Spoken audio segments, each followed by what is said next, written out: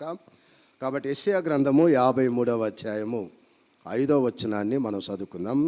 యెషయా 53వ అధికారం 5వ వచనం. యెషయా గ్రంథము 53:5 మనం చదువుకుందాం.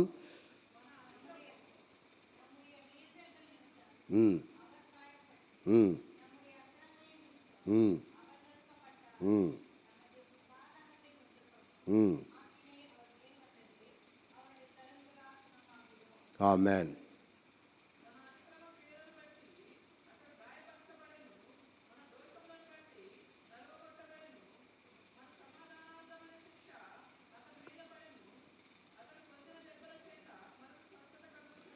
దేవునికి మహిమ కలుగునుగాక. కింద చివర వచ్చిన మనము చూసుకున్నప్పుడు అతడు పొందిన దెబ్బల చేత మనకి స్వస్థత కలుగుచున్నదనే మాటని ఇక్కడ మనం చూస్తూ ఉంటున్నాం. యేసు పొందిన దెబ్బల చేత మనకి స్వస్థత కలుగుతూ ఉన్నదనేది బైబిల్ లేఖనాలలో మనము చూస్తూ ఉంటున్నాం.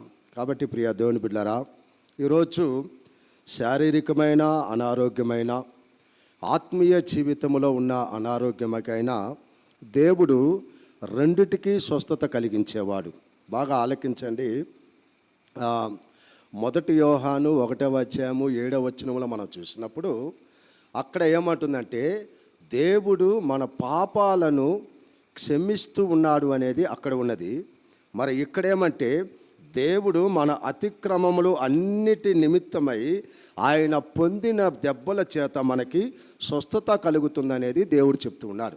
ఒకటి, మన జీవితంలో అంతరంగ జీవితానికి దేవుడు పాపము క్షమిస్తూ ఉన్నాడు. పాపము కూడా ఒక రోగమే. పాపమునకు జీతము మరణము అనేది దేవుని వాక్యం చెప్తున్న ప్రకారము పాపము కూడా ఒక రోగమే. కాబట్టి యేసుక్రీస్తు కల్వరి శిలువలో ఆయన మన పాపాన్ని క్షమించే దేవుడిగా ఉన్నాడు. రెండవది, ఆత్మీయ జీవితంలో మనకి అనారోగ్యమున్న, శారీరకమైన అనారోగ్యమున్న అందులో కూడా దేవుడు అంటున్నాడు ఆయన పొందిన దెబ్బల చేత మనకి స్వస్థత కలుగుతూ ఉన్నదనేది దేవుని యొక్క వాక్యం మనకి నేర్పిస్తున్నది. కాబట్టి మన దేవుడు హృదయాన్ని శుభ్రపరిచే దేవుడు. మన హృదయాన్ని శుభ్రపరిచే దేవుడు. ఎప్పుడైతే మన హృదయము పరిశుభ్రముగా ఉంటుందో అప్పుడు శారీరకమైన అనారోగ్యము కూడా ఆరోగ్యకరంగా మారేదానికి అవకాశాలు ఉంటాయనేది దేవుని వాక్యము చెప్తూ ఉన్నది. కాబట్టి ఈరోజు మనకి 2 విధాల స్వస్థత మనకి కావాలన్నా యేసు ప్రభువే మనకు అనుగ్రహించాలి. దేవుడే మనకి స్వస్థత కలిగించాలి. కాబట్టి మనకు 2 విధాల స్వస్థతని దేవుడు ఆయన కల్వరి శిలువలో మనకి ఇచ్చినట్టు బైబిల్ లేఖనము మనకు తెలియచేయబడుతుంది. ఒకటి, మన అంతరంగంలో ఉన్న పాపాన్ని దేవుడు క్షమించి మనకి స్వస్థత కలిగిస్తూ ఉన్నాడు. మనకి బయట తెలిసిన శారీరకమైన గాయాన్ని కానీ అలాగనే అనారోగ్యానికి కానీ దేవుడు స్వస్థత కలిగిస్తాడనేది దేవుని యొక్క వాక్యము మనకి నేర్పిస్తున్నది. కాబట్టి ఈరోజు నీ అంతరంగంలో ఉన్న పాపాన్నైనా దేవుడు బాగు చేస్తాడు, నీ అంతరంగంలో ఉన్న గాయాన్నైనా కూడా దేవుడు బాగు చేస్తాననేది ఇక్కడ మనకి నేర్పిస్తున్న మాట. కాబట్టి ఆయన పొందిన దెబ్బల చేత మనకి స్వస్థత కలుగుతుంది అన్నాడు. చూడండి, కల్వరి శిలువలో ఆయన మన కోసము ఎన్నో దెబ్బలకు మనకు తిన్నట్టు బైబిల్ లేఖనాలలో మనం చూస్తూ ఉంటున్నాం. కాబట్టి ఈరోజు ప్రియ దేవుని బిడ్డలారా, అదే ఇర్మియా గ్రంథం కూడా చదువుదాం. 17వ అధ్యాయము 9వ వచనము 10వ వచనాన్ని కూడా మనం చూసినప్పుడు అక్కడ ఒక అద్భుతమైన మాట ఉంది. హృదయము అన్నిటికంటే మోసకరమైనది. చదవండి.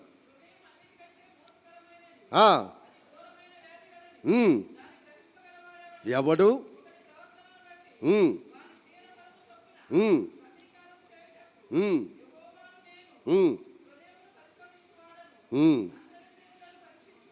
చూడండి, దేవుని వాక్యం తమిళ్లో పడింగా యెరెమియా 17వ అధికారం 9వ వచనం 10వ వచనం.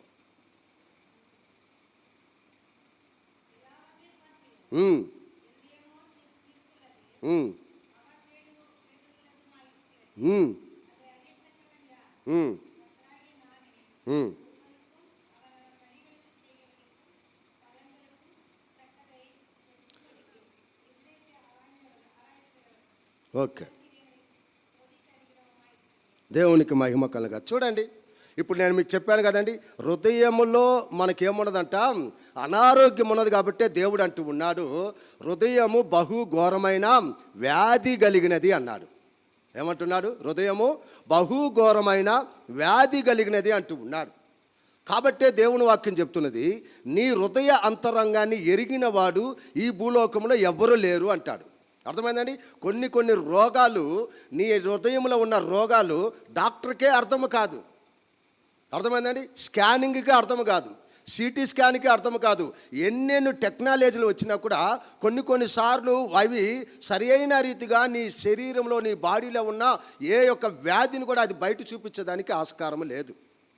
కొన్నిసార్లు అన్నీ బాగానే ఉన్నాయి అంటాం మనం. అర్థమైంది? కానీ దేవుడు అంటున్నాడు, నీ హృదయాన్ని పరిశోధించేవాడు ఈ భూలోకంలో ఎవ్వరు లేరు, కానీ నేను మాత్రమే నీ హృదయాన్ని పరిశోధించగలను. నేను మాత్రమే నీ హృదయ అంతరంగం ఎలాగున్నదనేది నేను మాత్రమే చూడగలను. ఎందువల్లంటే నిన్ను, నన్ను, మనములను నిర్మించిన వాడు ఆయనే కాబట్టి, మనములను తయారు చేసిన వాడు ఆయనే కాబట్టి, ఆయనకి మన యొక్క హృదయ అంతరంగము బాగా తెలుసు. అందుకే దేవుడు అక్కడ అంటూ ఉన్నాడు, ఆ యొక్క ఇర్మీయా భక్తుడి ద్వారా మాట్లాడుతున్నాడు, నీ హృదయము బహు ఘోరమైన వ్యాధి కలిగినదిగా ఉన్నది అంటూ ఉన్నాడు. ఈరోజు ఈ హృదయములో నీవు ఏ యొక్క వ్యాధితో ఉన్నావో, ఏ గాయముతో ఉన్నావో, ఈరోజు పరిశుద్ధాత్మ దేవుడు ప్రభువైన యేసుక్రీస్తు నీ గాయాన్ని కడతానంటున్నాడు, నీ వ్యాధికి నీ స్వస్థత కలిగిస్తానంటూ ఉన్నాడు. ఘోరమైన వ్యాధి అని అంటే శారీరకంలో ఉండే వ్యాధి కాదు. అది ఘోరమైనది అంటే దేవునికి ఇష్టం లేని కార్యాలు మనము చేస్తూ జీవిస్తున్న దానిని బట్టే దేవుడు ఇది ఒక ఘోరమైన వ్యాధి అని చెప్పాడు. అర్థమైందండి? దేవుని వాక్యం అదే చెప్తుంది. కాబట్టి ఈరోజు నీ హృదయంలో ఏ వ్యాధి నిన్ను గాయపరుస్తుందో, ఏ వ్యాధి నీకు నెమ్మది లేకుండా చేస్తుందో, ఏ వ్యాధి నీ జీవితానికి సమాధానం లేకుండా చేస్తుందో, ఏ వ్యాధి నీ హృదయంలో ఆనందం లేకుండా చేస్తున్నదో, దానికి దేవుడు అంటూ ఉన్నాడు, ఈరోజు దానిని నేను స్వస్థపరుస్తాను అంటున్నాను. ఒకటి ఆయన నీ హృదయంలో ఉన్న పాపాన్ని క్షమిస్తాను అన్నాడు. అర్థమైందండి? కొన్నిసార్లు అనారోగ్యంతో వచ్చిన వారిని అందరూ కూడా దేవుడు ఏమన్నాడంటే, అమ్మా నీ విశ్వాసము నిన్ను స్వస్థపరచబడింది కాబట్టి ఇక మీట నీవు పాపము చేయబాకు అన్నాడు. ఆమె వచ్చింది రోగముతోటి. వచ్చిన ఆమెని దేవుడు ఏమన్నాడంటే, నీ పాపము క్షమించబడ్డది, ఇక మీట నీవు పాపము చేయకుండా సమాధానముతో వెళ్ళు అంటూ ఉన్నాడు. బాగా ఆలకించండి. వచ్చింది ఆమె రోగముతో, కానీ దేవుడు అంటున్నది నీ పాపము క్షమించబడ్డది అంటాడు. ఇక మీట నువ్వు పాపము చేయబాకు అన్నాడు. అర్థమైందండి? బయట చూసేవారికి ఆమె పైన ఉన్న రోగము కనిపించింది, కానీ యేసు ప్రభుకు హృదయ అంతరంగము కనిపించింది. కాబట్టి ఈరోజు మన హృదయ అంతరంగాన్ని దేవుడు ఎరిగిన దేవుడు కాబట్టి దేవుడు అక్కడ 2 మాటలు చెప్పాడు. ఒకటి, నీకు ఏదైతే నెమ్మది లేకుండా, సంతోషం లేకుండా, నీ హృదయంలో ఆనందం లేకుండా, నీ కుటుంబంలో ఆనందం లేకుండా, ఏదైతే నీ హృదయాన్ని మరి పాడు చేస్తూ ఉన్నదో, ఏదైతే ఒక వ్యాధి నీ లోపలికి వచ్చేసి నీకు నెమ్మది లేకుండా చేస్తుందో, అందులో నుంచి నేను నిన్ను విడిపిస్తాను, నీకు నాను క్షమాపణ ఇస్తాను, నీకు నెమ్మదినిస్తాను అంటూ ఇంకా దేవుడు ఏమంటున్నాడు, నీకు నేను స్వస్థత కూడా ఇస్తాను అన్నాడు. నీకు నేను స్వస్థత కూడా ఇస్తాను అంటూ ఉన్నాడు. చూడండి, ఈ 2 కూడా సిలువలోనే జరిగాయి. ఈ 2 క్షమాపణ సిలువలోనే దొరికింది. అర్థమైందండి? స్వస్థత సిలువలోనే దొరికింది మనకి. కాబట్టి ప్రభువైన యేసుక్రీస్తు నీ కొరకు, నా కొరకు కల్వరి సిలువలో 2025 సంవత్సరాల ముందు ఆయన చేసిన ఆ యొక్క త్యాగంలోనే మనకి పాప క్షమాపణ వచ్చింది. ఆయన చేసిన త్యాగములోనే మన యొక్క హృదయములో ఏ వ్యాధి అయితే ఉన్నదో ఆ వ్యాధికి స్వస్థత కూడా దేవుడు మనకి అనుగ్రహించి ఉన్నాడు. కాబట్టి ఈరోజు నీ హృదయములో దేవునికి ఇష్టం లేని వ్యాధి ఏదైతే ఉన్నదో దానిని సరిచేయాలని దేవుడు ఇష్టపడుతూ ఉన్నాడు. అర్థమైందా ప్రేమ? దేవుని వాక్యం అదే చెప్తూ ఉన్నది. ఇంకొక వాక్యాన్ని కూడా మనం చూద్దాము. యెరెమీయా 33వ అధ్యాయము 6వ వచనం నుంచి 8వ వచనం చదవండి. యెరెమీయా 33వ అధికారం 6 8 వరకు నా పడికిలా.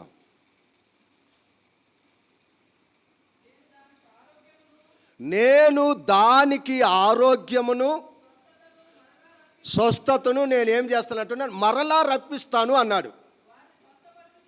ఆ, ఆ, ఉమ్, ఉమ్, ఉమ్, ఉమ్, ఆ, ఉమ్, ఉమ్, ఉమ్, ఉమ్, ఉమ్, ఉమ్. చాలు. தமிழ்ல எரேமியா 33:6 8 வரையும் படிங்க. இதோ நான் அவர்களுக்கு சௌக்கியமும் ஆரோக்கியமும் வரப்பண்ணி குணமாக்கி பரிபூர்ண சமாதானத்தையும் சத்தியத்தையும் ஆ ம் ம் ம் ம் ம்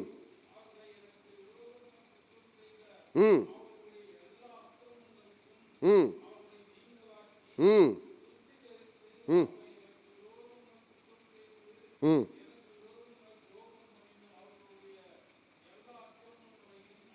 மன்னிப்பேன். எப்படி சொல்றாரு அவரு? மன்னிக்கிறதுக்கு முன்ன என்ன சொன்னார் அவரு? அவர்களை நானே சுத்தமாக்கி அன்னாரு. என்ன பண்றாரா? அவர்களை நானே சுத்தமாக்கி, இல்லையா? அங்கேயே நம்ம மேல பார்த்தானா 6வது வசனத்துல என்ன சொல்றாரு? உங்களால் அவர்களை நான் గుణమాకి అంటారు, இல்லையா? వారిని నేను స్వస్థపరిచి, బాగా ఆలకించండి, వారి నాకు విరోధముగా చేసిన ప్రతి దానికి నేను తిరిగి వారిని నేను క్షమిస్తాను. అర్థమైందండి? ఈ 3 వచనాలలో మనం చూసినప్పుడు అక్కడ క్షమాపణ వస్తుంది, అక్కడ స్వస్థత వస్తుంది, మళ్ళీ తిరిగి దేవాది దేవుడు వారిని శుద్ధీకరిస్తున్నట్టు చెప్తూ ఉన్నది. దేవుని వాక్యం చెప్తుంది. మరలా అన్నాడు అంటే వాళ్ళు పాపము చేసి దేవునికి దూరంగా ఉన్నారు, இல்லையா? ஆண்டவருக்கு அவங்க விரோதமாக பாவம் பண்ணி தூரமாக இருந்த அவங்கள மறுபடியும் ஆண்டவர் நேசிக்கிறார், அன்பா அவங்கள கூப்பிடுறார். நீ எந்த பாவத்தில் எனக்கு தூரமாக இருந்தியோ, இல்லையா, எனக்கு விரோதமாக என்ன செய்து தூரமாக இருந்தியோ, வா, உன்னை மறுபடியும் நான் குணமாக்குறேன், உன்னை நான் சுத்தப்படுத்துகிறேன், உன்னை நான் మన్నిக்கிறேன், இல்லையா? எவ்வளோ அவர் அன்பான ஆண்டவர் இல்லை? அவர் ఎంత ప్రేమ కలిగిన దేవుడు. రా, మరలా నేను నీకు స్వస్థత ఇస్తారా, నీ పాపాన్ని నేను క్షమిస్తాను రా, నాకు విరోధముగా నువ్వెన్నో పాపాలు చేసుకుంటూ వచ్చావు, అయినా కూడా నేను క్షమిస్తాను అని చెప్పేసి దేవుడు అంటూ ఉన్నాడు. నేను ఇందాక చెప్పాను కదండి, శిలువలో ఆయన ఏం చేస్తాడు? క్షమాపణ ఇస్తూ ఉన్నాడు, మనకి స్వస్థతను ఇస్తూ ఉన్నాడు. క్షమాపణ ఇస్తున్నాడు, స్వస్థత ఇస్తున్నాడు. ఈ 2 కూడా మనకి హృదయంలో జరుగుతుంది, శరీరంలో జరుగుతుంది. పైన ఉన్న శరీర వ్యాధిని దేవుడు స్వస్థపరుస్తాను అంటున్నాడు, అంతరంగంలో ఉన్న వ్యాధిని దేవుడు స్వస్థపరుస్తాను అంటున్నాడు. నీ జీవితంలో నీ హృదయమును నేను శుభ్రపరుస్తాను అంటూ ఉన్నాడు, పరిశుద్ధపరుస్తాను అంటూ ఉన్నాడు. కాబట్టి ఈరోజు ప్రియ దేవుని బిడ్డలారా, నీకు నాకు మనకు దేవుడు ఈ 2025లో కూడా ఈ యొక్క లెంట్ డేస్ ప్రేయర్ని దేవుడు మనకిచ్చి దేవుడు అంటున్నాడు, ఇంతవరకు నీవు నాకు విరోధముగా ఉన్నావు, నాకు విరోధముగా నువ్వు పాపము చేసుకుంటూ వచ్చావు, నీ హృదయము బహుఘోరమైన వ్యాధి కలిగినదిగా ఉన్నది, కాబట్టి నీవు నెమ్మది లేకుండా ఉన్నావు, సమాధానం లేకుండా ఉన్నావు, ఆనందం లేకుండా ఉన్నావు. కాబట్టి తిరిగి ఆ సమాధానము, ఆ నెమ్మది, ఆ ఆనందము నేను మరలా నీకు ఇచ్చేదానికి, ఏ వ్యాధితైతే నీవు ఏ పాపముతైతే ఉన్నావో ఆ పాపానికి నేను ముందుగా ఒక మందు వేసి నీకు స్వస్థత కలిగిస్తాను అంటూ ఉన్నాడు. ఆ యొక్క మందే యేసుప్రభు యొక్క గాయము, ఆ మందే యేసుప్రభు యొక్క గాయము. అర్థమైంది ఎప్పుడైనా? ఆయన గాయము ద్వారా మనకి స్వస్థత కలుగుతుందనేది దేవుడు చెప్పాడు. அவர் தழும்புகளாலே ஆண்டவர் உன்னை குணமாக்குறேன்னு சொல்லிட்டு ஆண்டவர் சொல்றார். அவரோட தழும்புகளால தான் நமக்கு குணம், நமக்கு ஆரோக்கியம், நமக்கு சமாதானம், சந்தோஷம். எதை நம்ம இழந்து போனோமோ அதை நான் திரும்பி உனக்கு தரேன்னு சொல்றார் ஆண்டவர். மறுபடியும் அங்கே சொன்ன வார்த்தை அதுதான், உன்னை சுத்தமாக்கி, எந்த பாவத்தில் எந்த சேத்துல நீ இருக்கிறியோ அந்த சேத்துல உன்னை வெளியே எடுத்துட்டு உன்னை சுத்தமாக்கி என்றார் ఆండవర్. నిన్ను శుద్ధి చేసి నిన్ను నేను క్షమిస్తాను దేవుడు చెప్తున్న మాట. ఈరోజు మళ్ళీ మనకు ఒక అవకాశం దేవుడు ఇస్తున్నాడు. మళ్ళీ దేవుడు మన యొక్క జీవితాన్ని ఆయన ప్రేమిస్తూ ఉన్నాడు, మన హృదయాన్ని ఆయన ప్రేమిస్తూ ఉన్నాడు. ఆయన ప్రేమిస్తూ అంటూ ఉన్నాడు, మళ్ళా నీకు ఇస్తాను నేను స్వస్థత, మళ్ళా నీకు నేను క్షమాపణ కలిగిస్తాను అంటూ ఉన్నాడు ప్రియదేవుని బిడ్డ. కాబట్టి బైబిల్లో ఒక ఆయన మనం చూస్తున్నప్పుడు మనందరికీ తెలిసిన ఆయన నయమాని అని చెప్పి ఒక రోగి, ఆయన ఒక కుష్ఠరోగంతో ఉండేవాడు. అర్థమైందా ప్రియుడు? ఆ కుష్ఠరోగం ఆయనకి ఎందుకు వచ్చిందంటే పాపము ద్వారా కుష్ఠరోగం వచ్చింది అనేది బైబిల్లో ఉంది. పాపము చేసిన దాన్ని బట్టి తమ జీవితంలో, శరీరములో, హృదయాంతరంగములో తానికి ఒక రోగం అనేది వచ్చింది. అదే కుష్ఠరోగము. ఆ వ్యక్తి బయటికి బాగా కనిపిస్తూ ఉన్నాడు, కానీ లోపల అతని రోగముతో నిండిపోయి ఉన్నాడు. సమాధానం లేకుండా ఉన్నాడు, సంతోషం లేకుండా ఉన్నాడు, ఆనందం లేకుండా ఉన్నాడు, ఆరోగ్యం లేకుండా ఉన్నాడు, నెమ్మది లేకుండా ఉన్నాడు. ఒక రాజ్యానికే రాజు ఆయన. ఆ యొక్క రాజ్యాన్ని ఏలుతున్న ఆయనకి బయటికి మంచిగా కనిపిస్తూ ఉన్నాడు, కానీ తన ఇంటికి వెళ్ళి తన బట్టలు విప్పుకొని తాను శరీరాన్ని తాను చూసుకున్నప్పుడు ఆయన జీవితంలో నెమ్మది లేదు. ఆయన జీవితంలో నెమ్మది లేదు. కారణం, హృదయము బహు ఘోరమైన వ్యాధి కలిగిందిగా తమ యొక్క హృదయము ఉన్నది. తమ హృదయము బహు ఘోరమైన వ్యాధి కలిగినదిగా ఉన్నది. కాబట్టి ఆ వ్యక్తిని కూడా దేవుడు ప్రేమించి, ఆ రాజును కూడా దేవుడు ప్రేమించి, తాను ఏదైతే ఒక పని మనిషిగా ఒక చిన్నదానిని కొనుక్కొని వాళ్ళు తీసుకొచ్చుకున్నారు, ఆ బిడ్డ ఒక క్రైస్తవురాలు. ఆమె దేవుని వాక్యం ఎరిగిన ఒక బిడ్డ. ఆ దేవుని వాక్యం ఎరిగిన ఆ యొక్క చిన్నది తన యొక్క యజమానుడి యొక్క కష్టాన్ని చూసింది, యజమానుడి యొక్క బాధను చూసింది, యజమానుడి యొక్క దుఃఖాన్ని చూసింది, యజమానుడితో పాటు యజమానురాలి యొక్క బాధను కూడా చూసింది. ఎందువల్లంటే భర్త అనారోగ్యంతో ఉంటే భార్యకి సంతోషం ఉండదు కదా, భర్త బాధపడుతుంటే భార్య సంతోషంగా ఉండలేదు కదా. కాబట్టే ఆ యజమానురాలకు చెప్తున్నది, అమ్మా నాకు తెలిసిన ఒక దైవజనుడు ఉన్నాడు, నాకు తెలిసిన ఒక దైవజనుడు ఉన్నాడు. ఆ దైవజనుడు తండ్రి అయిన దేవాది దేవుని దగ్గర ఆయన ప్రార్థన చేస్తే ఖచ్చితంగా దేవుడు ఆయనను ప్రేమించి ఆయన హృదయంలో ఉన్న వ్యాధికి దేవుడు స్వస్థత ఇస్తాడమ్మా, ఆయనకున్న పాపానికి కూడా దేవుడు క్షమాపణ ఇస్తాడు, దయచేసి నా మాట విను అంటే ఆ తల్లి విన్నది, ఆయన భార్య విన్నది. ఆయన భార్య విని తన భర్తకి చెప్పినప్పుడు తన భర్త కూడా ఇష్టముండి ఇష్టం లేకుండా అంగీకరించాడు. ఒక పత్రిక పంపించింది దైవజనుడికి. అతను దైవజనుడి కింద ఉన్న ఆయనకి ఆ యొక్క పత్రిక పంపించింది. ఆ పత్రిక పంపినప్పుడు ఆ పత్రిక ఆయన చదివినప్పుడు తన బట్టలు చింపుకొని ఆయన ఏడుస్తూ ఉంటే అప్పుడు ఆ దైవజనుడు ఆ యొక్క తన కింద ఉన్న ఆయన్ని కనుక్కొని ఎందుకు నువ్వు బట్టలు చింపుకొని ఏడుస్తూ ఉన్నావంటే, అయ్యా ఒక లెటర్ ఇలా వచ్చింది, ఒక రాజుకి అనారోగ్యముతో కుష్ఠరోగముతో బాధపడుతూ ఉంటే ఆ కుటుంబంలో నెమ్మది లేకుండా, సమాధానం లేకుండా, ఆనందం లేకున్నది. కాబట్టి దయచేసి ఆ వ్యక్తి కోసము దేవాది దేవుని దగ్గర నువ్వు మొరపెడితే ఆ దేవుడు కరుణిస్తాడేమో, ఆ దేవుడు దయచూపుతాడేమో, ఆ దేవుడు అతనికి స్వస్థత ఇస్తాడేమో అని చెప్పినప్పుడు ఆ దైవజనుడు అంగీకరించాడు. దాన్ని అంగీకరించి అతన్ని తీసుకురమ్మని చెప్పాడు. వచ్చాడు. తనతో పాటు ఉన్న ఆ యొక్క ఒక శిష్యుడు, అతనికి పని మనిషిలాగా ఒకడు ఉంటే ఆ పని మనిషి ద్వారా వార్త పంపించినప్పుడు ఆ వార్తను బట్టి తాను వచ్చాడు. కానీ ఆ వచ్చిన వ్యక్తి రథములతోటి, గుర్రాలతోటి, డబ్బుతోటి, నగలతోటి, బంగారంతో వచ్చాడు. ఎందువల్లంటే దైవజనుడు ఇవన్నీ కోరుకుంటాడేమో, ఇవన్నీ తీసుకొని నాకు స్వస్థత కలిగిస్తాడేమో అని చెప్పి. కానీ దైవజనుడు ఏమీ కోరలేదు. నీవు వెళ్ళు, పలానా నదికి నువ్వు వెళ్ళు, ఆ నదిలో నీవు 7 మార్లు నీవు మునిగితే నీకు స్వస్థత కలుగుద్దంటే అప్పటికి ఆయన ఆ మాట వినలేదు. అప్పటికి ఆయన కోపం వచ్చింది. మా ఊర్లలో నదులు లేవా, నన్ను ఆ నదిలో పోయి మునగమంటున్నావు అని చెప్పి అతనికి కోపం వచ్చి తన పని మనిషి దగ్గర చెప్తే ఆ పని మనిషి అన్నాడయ్యా, ఆయన చెప్పింది నీ మేలు కొరకయ్యా, ఆయన మాట నువ్వు వింటే నీకు స్వస్థత కలుగుద్ది, ఆయన మాట నువ్వు ఉంటే నీకు నెమ్మది కలుగుద్ది, ఆయన మాట నీకు వింటే నీవు పోగొట్టుకున్న ఆ యొక్క శరీర అనారోగ్యంకి ఆరోగ్యం కలుగుద్ది. తన పని మనిషి చెప్పినప్పుడు తాను ఆలోచించాడు. ప్రియ దేవుని బిడ్డ, ఈరోజు ఎన్నోసార్లు దేవుడు నీతో దైవజనుడితో మాట్లాడినప్పుడు, దేవుని వాక్యం మాట్లాడినప్పుడు నీవు కూడా ఇలాగనే అంగీకరించకుండా ఎన్నోసార్లు నువ్వు దేవుని వాక్యానికి దూరం అయిపోతున్నావు. కారణం నీ లోపల ఉన్న ఆ యొక్క అహంకారము, నీ లోపల ఉన్న దేవాది దేవునికి ఇష్టం లేని యొక్క గర్వము. అర్థమైందానండి? లోపల నీకు నెమ్మది లేకపోయినా, లోపల నీకు సంతోషం లేకపోయినా, లోపల నీకు రోగం ఉన్నా, లోపల నీకు ఎన్నో ప్రాబ్లమ్స్ నీకు ఉన్నా, ఈ దేవాది దేవుడు నిన్ను ప్రేమించి దైవజనుడి ద్వారా ఎన్నో మాటల్ని చెప్పి ఎన్నోసార్లు నిన్ను పిలిచినా, కొన్నిసార్లు నీ ఈగో ప్రాబ్లం, కొన్నిసార్లు నీ డబ్బు గర్వం, కొన్నిసార్లు నీకున్న బలాన్ని బట్టి నీవు గర్విస్తూ ఉంటావు కదండి. కొన్నిసార్లు మనము దేవుని వాక్యానికి వ్యతిరేకముగా మనము జీవిస్తూ ఉంటాం, దాన్ని అంగీకరించం. ఆ రాజు కూడా అలాగనే తన గర్వాన్ని బట్టి డబ్బిచ్చేస్తే సరిపోద్దులే, నాకు బాగా చేసేస్తాడు అనుకున్నాడు. కానీ దైవజనుడు దాన్ని అంగీకరించలేదు. తిరిగి ప్రియా దేవుని పిల్లరా, తన్ను తాను తగ్గించుకొని ఎప్పుడైతే ఆ పనివాడు చెప్పాడో దాన్ని గ్రహించాడు. ఆయన గ్రహించాడు. తన గర్వము పోనంత వరకు, తన అహంకారము పోనంత వరకు, ఆ మాటకి విధేయత లేనంత వరకు తమ జీవితంలో నెమ్మది లేదు, తమ జీవితంలో సంతోషం లేదు, తమ జీవితంలో ఆనందం లేదు. ఈరోజు ప్రియ దేవుని బిడ్డలారా, అనేక మంది మనకి తెలియకుండానే మనము అహంకారముతోటి గర్వముతోటి మనము మునిగిపోతూ ఉంటాం. దేవుని వాక్యానికి విధేయత లేకుండా, దేవుని వాక్యానికి లోబడకుండా మన ఇష్ట ప్రకారం మనము జీవిస్తూ ఉంటాం.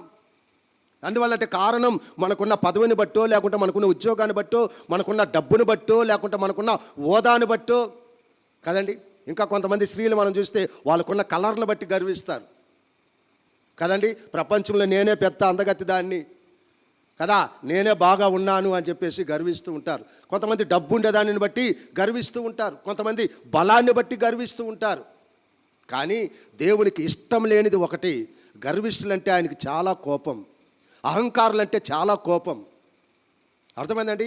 లోబడని పిల్లలంటే ఆయనకి చాలా కోపం కదా. లూసిఫర్ని పైనుంచి కింద పడేసిన దానికి కారణం ఏదంటే గర్వమే. అర్థమైందా ప్రియదేవుని పిల్లరా?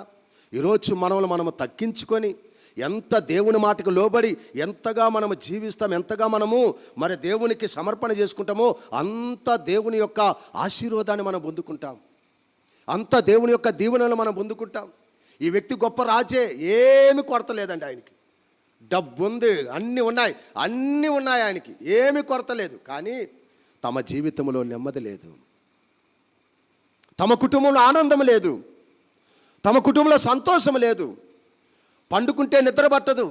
రాజ్యాంగంలో రాజ్యసింహాసనంలో కూర్చున్నప్పుడు మాత్రము అందరికీ చాలా హ్యాపీగా కనిపిస్తున్నాడు.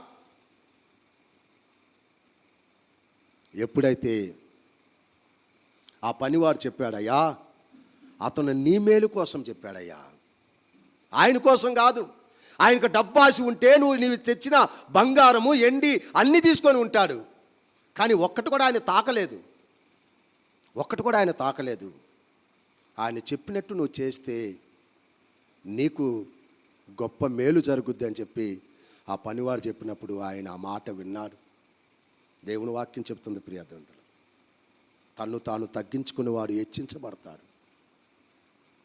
నా యందు నీవు, నీ యందు నా మాటలు విన్నడలా నీకేది ఇష్టమో నన్ను అడుగు అని చెప్పి దేవుడు అన్నాడు. ఆయనకి ఇష్టంగా మనం ఏది చేసినా దేవుడు మన పట్ల ఏ ప్రాబ్లం ఉన్నా సరే ఖచ్చితంగా దేవుడు దానికి జవాబిచ్చి నెరవేర్చే దేవుడు అండి. నెరవేర్చే దేవుడు. చాలా పెద్ద ప్రాబ్లం ఆయనకి, అంత పెద్ద ప్రాబ్లంతో ఉన్న ఆయన మొదట్లో తెలియక గర్వించాడు, కానీ తర్వాత ఆలోచించాడు. అరే, ఆయన నా మంచి కోసమే చెప్తున్నాడు కదా, నా మేలు కోసమే చెప్తున్నాడు కదా, నా జీవితం బాగుపడాలని చెప్తున్నాడు కదా, నా శరీరానికి ఆరోగ్యం కావాలని చెప్తున్నాడు కదా, పోగొట్టుకున్న సంతోషాన్ని తిరిగి పొందుకునేదానికే చెప్తున్నాడు కదా, సమాధానం లేకుండా ఉన్న నాకు నా కుటుంబాన్ని, నాకున్న భార్యకి సంతోషం లేదు కాబట్టి మా కుటుంబం సంతోషంగా ఉండాలని కదా ఈయన మాకు చెప్పిందని ఎప్పుడైతే ఆలోచించాడో ప్రియదేవుని బిడ్డలారా, అప్పుడు తన యొక్క దేహము పసిపిన్న వాళ్ళ వలె అయిపోయిందని చెప్పేసి బైబిల్ చెప్తున్న మాట. తమ శరీరం అంతా కూడా, తమ శరీరంలో ఏ కుష్ఠరోగం అవుతుందో ఆ కుష్ఠరోగం అంతా వెళ్ళిపోయి తిరిగి ఆయనకు మళ్ళీ దేవుడు ఒక చిన్న పిల్లల యొక్క ఆ యొక్క శరీరం ఎలా ఉంటుందో అంత మెత్తని శరీరం, ఒక చిన్న పిల్లల యొక్క స్వభావం ఎంత అందంగా ఉంటారో అంత అందంగా దేవుడు మలిచి తీసుకొచ్చాడంట ప్రియత. మలిచి తీసుకొచ్చాడు. దేవుని వాక్యం అదే చెప్తున్నది. 2 రాజులు 5వ అధ్యాయం 14వ వచనం మనం చూస్తే, 2 రాజాకాలు 5వ అధికారం 14వ వచనం పడింగా, தேவனுடைய மனுஷன் வார்த்தையின்படியே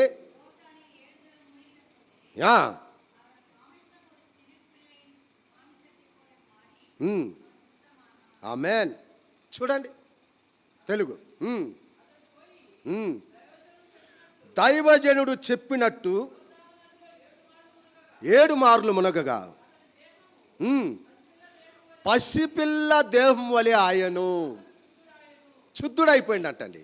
అక్కడ మనం చూసాం కదండి, దేవుడు పోగొట్టుకున్న రోగాన్ని స్వస్థపరిచి నీకు ఆరోగ్యం ఇచ్చి నిన్ను శుద్ధుడు చేసి నీ పాపాన్ని క్షమించాడని చెప్పేసి అక్కడ మనం విన్నాం. అదే మాటని ఇక్కడ కూడా దేవాది దేవుడు తెలియజేస్తూ ఉన్నాడు. 7 మార్లు తాను మునిగాడంట. తన దేహము పసిపిన్నవాడి దేహము వలె ఆయను కదండి.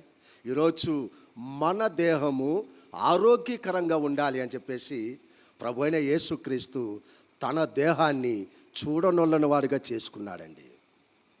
తన దేహము ముళ్ళ కిరీటముతో ఆయన భరించాడు ప్రియ దేవుని బిడ్డలారా. తన దేహాన్ని ఆ యొక్క కొరడాలతో చీల్చుకున్నాడు ప్రియ దేవుని బిడ్డలారా. చీల్చుకున్నాడు తన దేహాన్ని. ఎక్కడ చూసినా ఆయనకి గాయాలే. వేసన క్రైస్ట్ మీరు చూస్తూ ఉన్నారు కదండి. కరుణామయుడి సినిమాని మీరు చూస్తూ ఉన్నారు. తన యొక్క దేహములో ఎక్కడ చూసినా గాయాలే గాయాలే గాయాలే గాయాలే. ఎందుకు తెలుసా? మన దేహాన్ని శుద్ధము చేసేదానికోసం, మన దేహాన్ని ఆరోగ్యకరంగా ఉండేదానికోసం ఈ యొక్క నయమాని అనే ఈ యొక్క వ్యక్తి యొక్క దేహముని శుద్ధము చేసినట్టు దేవాది దేవుడు ఈరోజు నిన్ను నన్ను మనములను శుద్ధీకరించి పరిశుద్ధపరిచి మన పాపాన్ని క్షమించి మనము పోగొట్టుకున్న ఆనందము ఆరోగ్యము దేవుడు తిరిగి ఇచ్చేదానికోసము తన దేహము చూడనొల్లగా రక్తముతో నిండిపోయింది ప్రియదేవుని. రక్తముతో నిండిపోయింది తన యొక్క దేహం మనములను శుద్ధీకరించేదానికోసం, మన శరీరానికి ఆరోగ్యం ఇచ్చేదానికోసం. మన యొక్క హృదయము ఘోరమైన వ్యాధి కలిగినదిగా ఉంటే ఆ యొక్క వ్యాధిని దేవుడు తీసివేసి తన గాయముతో స్వస్థపరిచేదానికోసం, ఆయన పొందిన దెబ్బల ద్వారా మనకి స్వస్థత కలిగించేదానికోసం దేవుడు మనల్ని శుద్ధి చేయాలని ఇష్టపడ్డాడు. ఆయన దేహము పసిపిల్లవాని వలె దేహం అయిపోయిందంట దేవుని వాక్యం చెప్తున్నది. కాబట్టి ఈరోజు నీ దేహములో కానీ నీ హృదయములో కానీ ఏ బలహీనత నీకు ఉన్నదో దేవుడు నిన్ను స్వస్థపరచాలని ఇష్టపడుతూ ఉన్నాడు. ఆయన గాయముతో నిన్ను కట్టి నీకు ఆరోగ్యం ఇవ్వాలని దేవుడు ఇష్టపడుతూ ఉన్నాడు. దేవుని వాక్యం చెప్తున్నది, ఏ గాయముతో నీవు కూర్చున్నావో దేవుడు నీ గాయానికి ఒక మందిస్తున్నాడు. అదే దేవుని వాక్యం. ఆ దైవజనుడు చెప్పిన మాట ప్రకారము ఆయన చేశాడు కాబట్టి అని ఆడ మెన్షన్ చేశాడు. ఈరోజు అదే పరిశుద్ధ ఆత్మ దేవుడు ఈ దైవజనుడి ద్వారా ఏ మాట అయితే నీకు చెప్తున్నాడో దాని ప్రకారం నీవు చేస్తే నీ హృదయము పరిశుద్ధపరచబడుతుంది, నీ గాయము స్వస్థపరచబడుతున్నది, నీ పాపము క్షమించబడుతున్నది, నీ జీవితము శుద్ధీకరించబడుతున్నది, పవిత్రపరచబడుతున్నది. వాక్యం విని దానిని గైకొని దానితో నీవు జీవిస్తే ఎంత గొప్ప దీవెన నువ్వు పొందుకుంటావు, ఎంత గొప్ప మేలు నువ్వు పొందుకుంటావు. తనతో ఉన్న పని మనిషి అదే చెప్పాడయ్యా, నీ మేలు కోసం చెప్పాడయ్యా, నీ జీవితం బాగుపడే దానికోసం చెప్పాడయ్యా. ఈరోజు పరిశుద్ధాత్మదేవుడు 2025లో కూడా ఈ లెంట్ డేస్ ప్రేయర్లో నిన్ను తీసుకొచ్చి కూర్చొని పెట్టి దేవుడు నీతో మాట్లాడునేది ఎందుకంటే నీ మేలు కోసమే. వారు ఎదురు తిరిగారు, వారిని క్షమించాడు. అలాగనే ఈరోజు నిన్ను క్షమించడానికి దేవుడు ఇష్టపడుతూ ఉన్నాడు. దేవుని వాక్యం అదే చెప్తున్నది. 103వ కీర్తన 3వ వచనం 4వ వచనం 5వ వచనం చూడండి. 103వ సంగీతం 3వ వచనం 4వ వచనం 5వ వచనத்தை நாம் படிக்கலாம்.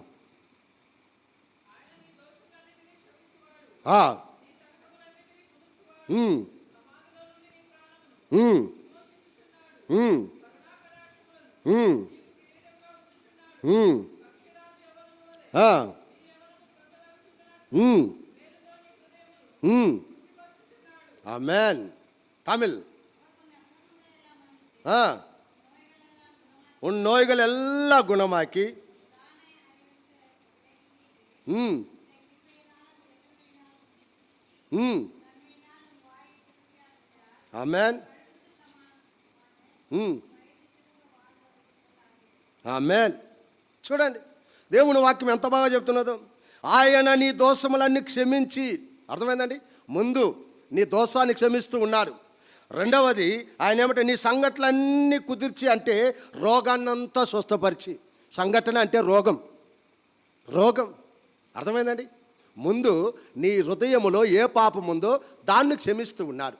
ఆ పాపం క్షమించబడితే నీ రోగం ఆటోమేటిక్గా స్వస్థత కలుగుతుంది. ఎందువల్లంటే పాపం వలన నీకు రోగం వచ్చింది, అందువల్ల నీకు సమాధానం లేదు, అందువల్ల నీకు సంతోషం లేదు. అందుకే దేవుడు అంటున్నాడు, నీ హృదయాన్ని పరిశోధించి తెలుసుకునే వాడిని నేను తప్ప ఈ ప్రపంచంలో ఎవరు లేరు అని చెప్పాడు ఆయన. దేవుని వాక్యం చెప్తున్నది.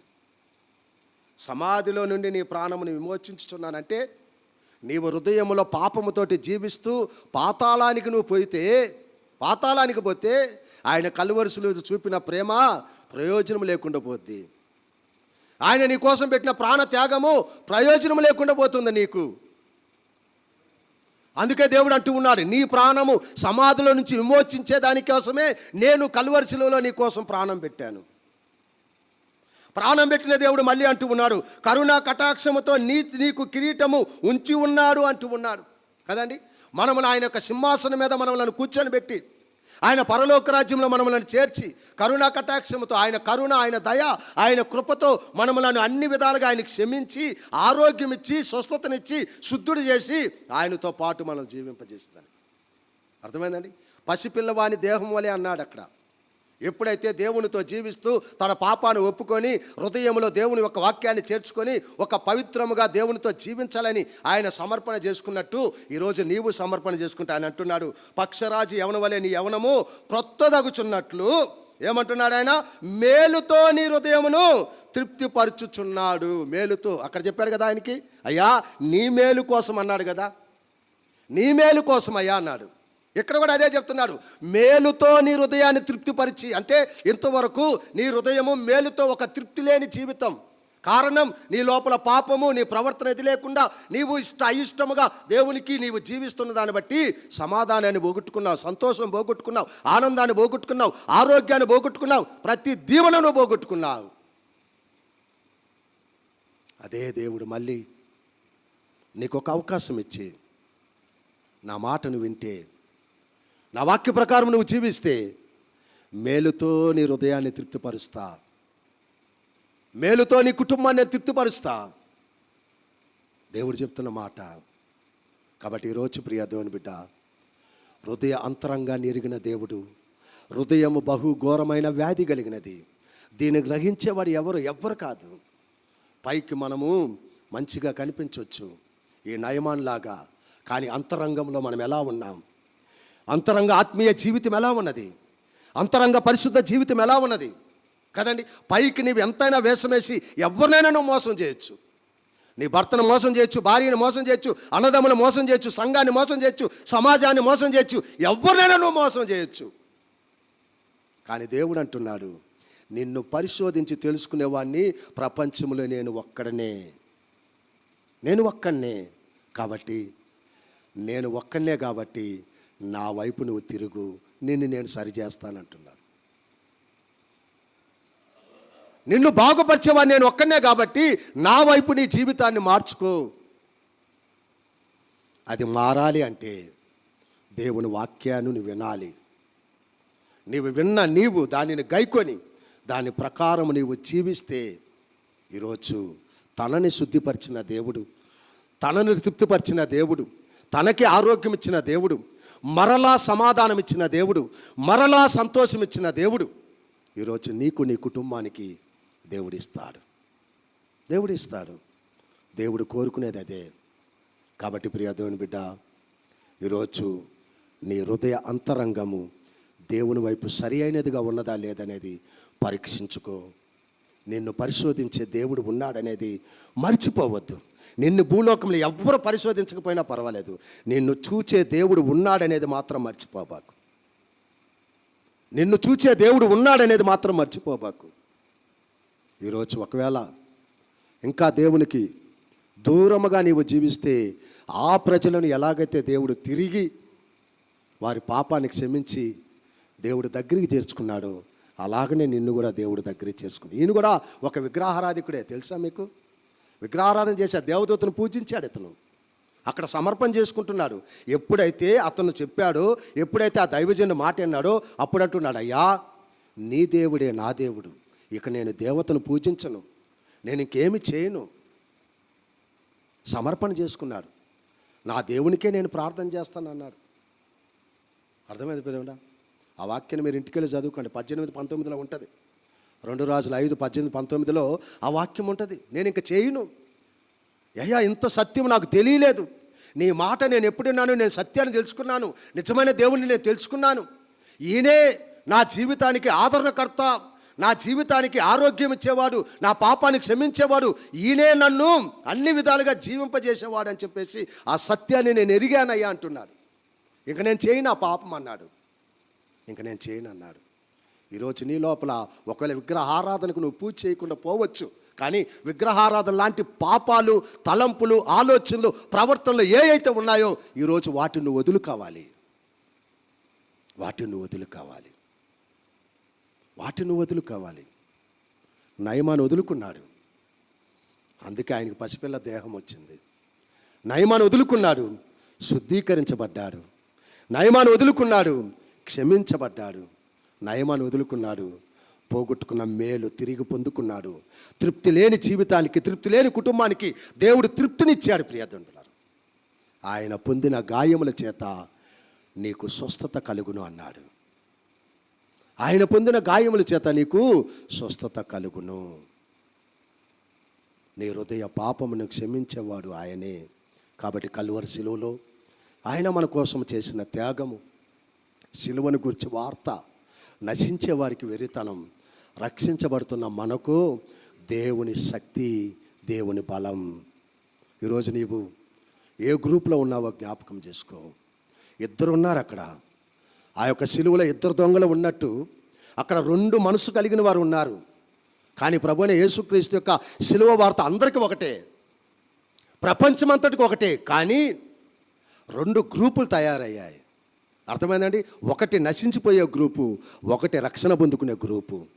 అందుకే దేవుడు ఆ మాట అన్నాడు, సిలువను గురించి వార్త నశించాలని నువ్వు అనుకుంటే అది నీకు వెరితనంగా కనిపిస్తుంది. కానీ నా మాటలో రక్షణ పొందుకోవాలి, మార్పు చెందాలని నువ్వు అనుకుంటే అది నీకు మేలు కలిగిస్తుంది.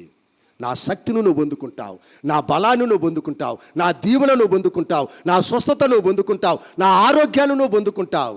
నీ దేహము శుద్ధీకరించబడుతుంది, ఆనందంగా ఉంటావు, ఆరోగ్యకరంగా ఉంటావు అంటున్నాడు. ఈరోజు నువ్వు ఎవరు? ఆ సిలువలో ఉన్న ఇరువైపులో ఉన్న ఏ దొంగ నువ్వు?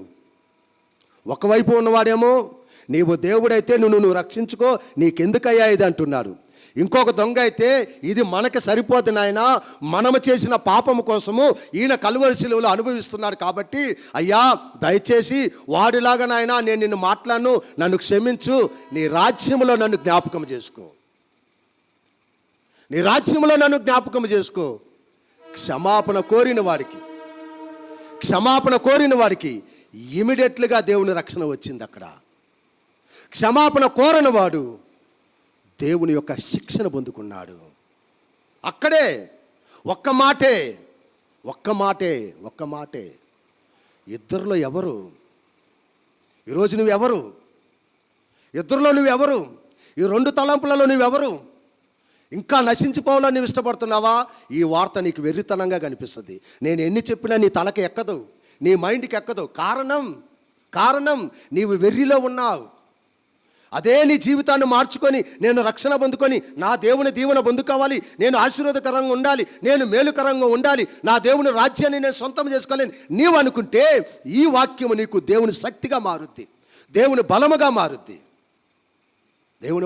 మారుద్ది. ఈరోజు ఎవరు నువ్వు ఏ గ్రూపుకు చెందిన వారివి? జ్ఞాపకం చేసుకో.